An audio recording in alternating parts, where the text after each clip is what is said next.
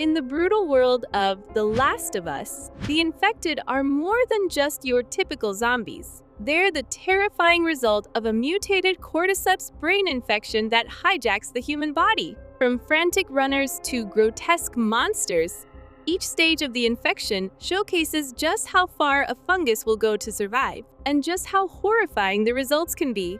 In this video, we're breaking down every single stage of the Cordyceps evolution, how they develop, what makes them unique, and why each one could ruin your day in seconds. From the freshly infected runners to the hulking monstrosities known as rat kings, each evolution step is creepier and deadlier than the last. We'll cover their biology, behavior, and even how long it takes for each transformation. So, grab your gas mask and pipe bombs, and let's dive into the nightmare that is Cordyceps evolution. 1.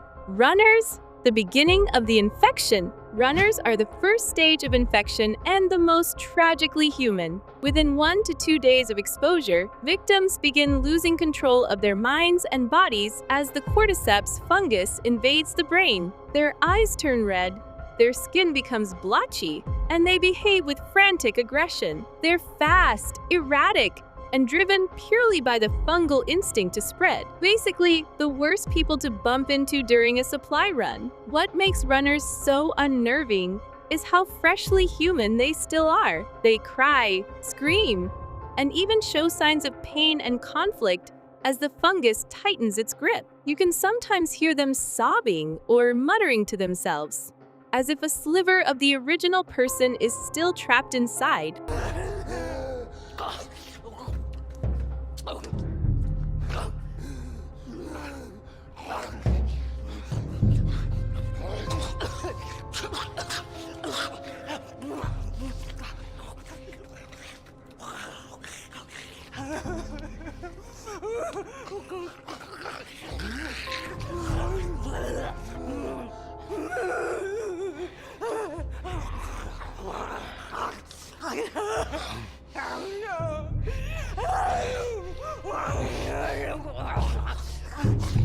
It's horror with a tragic twist, because behind that violent rage is someone who was alive just days ago. 2. Stalkers, the creeping mutation. Stalkers are the next phase and appear around 1 to 2 weeks after infection.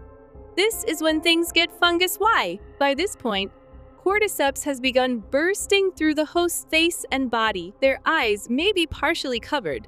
Their skin is peeling away, and fungal growths now protrude from the head and shoulders. Stalkers retain some speed, but also gain a chilling new tactic: stealth. True to their name, stalkers creep in the shadows and attack when you least expect it. They don't charge blindly like runners. They ambush. The worst part? They hiss loudly. You'll hear them before you see them, and by then, it's usually too late. Stalkers combine the worst of both worlds, the aggression of runners with the cunning of more evolved stages. 3. Clickers, the iconic horror. Once the infection hits the 1-year mark, you've officially entered clicker territory. These things are walking nightmares. The fungus has completely erupted from the skull, splitting the head open like a moldy flower. Their eyes are gone, replaced by hard fungal plates, rendering them blind, but don't celebrate too soon. Clickers use echolocation to track you with eerie clicking sounds that are now iconic to the franchise.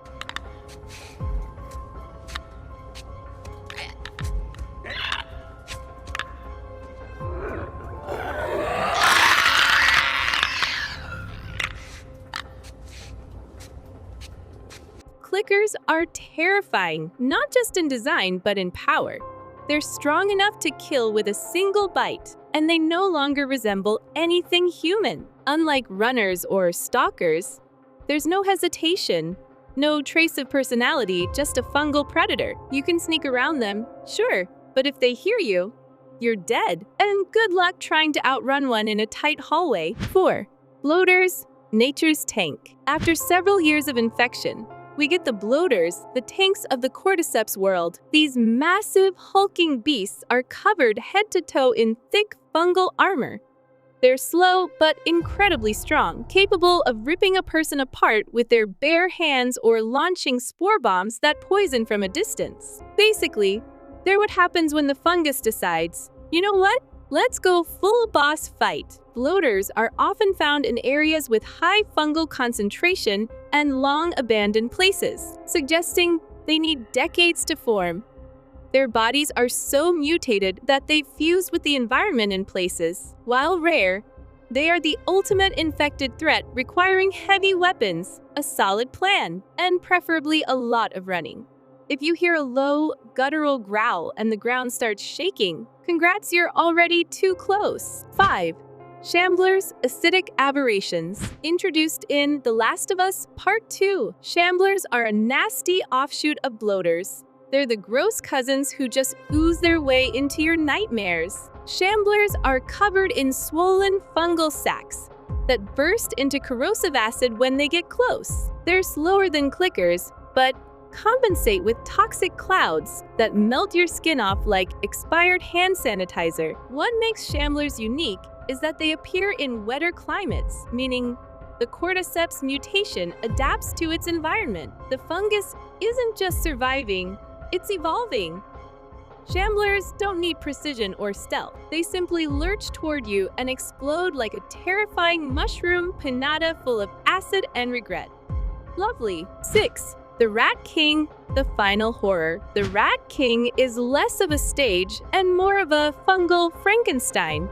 Found in the lower depths of a hospital in The Last of Us Part 2, this monstrosity is a horrific amalgamation of multiple infected that have fused together over decades. Think of it as the Cordyceps version of a boss-level Megazord, only wetter and far more gross. It's massive, intelligent, and capable of splitting into multiple infected mid-fight. This thing is like a walking Cordyceps museum, showcasing every stage in one writhing, monstrous body. The Rat King represents the terrifying final form of what long-term, unchecked fungal growth could look like. And if the infection continues spreading, it might not be the last. And there you have it, every horrifying, grotesque, and fungus-infested stage of the Cordyceps apocalypse, ranked and explained. From the freshly turned runners to the nightmarish Rat King, The Last of Us proves that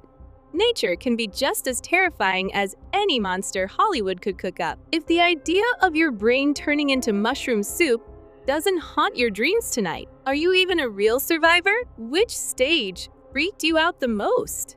Was it the silent stalk of the clickers, the acid puke of the Shamblers, or the all-you-can-scream buffet that is the Rat King? Let me know in the comments below. And while you're down there, make sure to hit that like button, subscribe, and ring the notification bell so you don't miss our next deep dive into the post-apocalyptic madness. Thanks for watching, stay safe out there, and remember, if someone starts clicking near you, it's probably already too late. See you in the next video, survivors.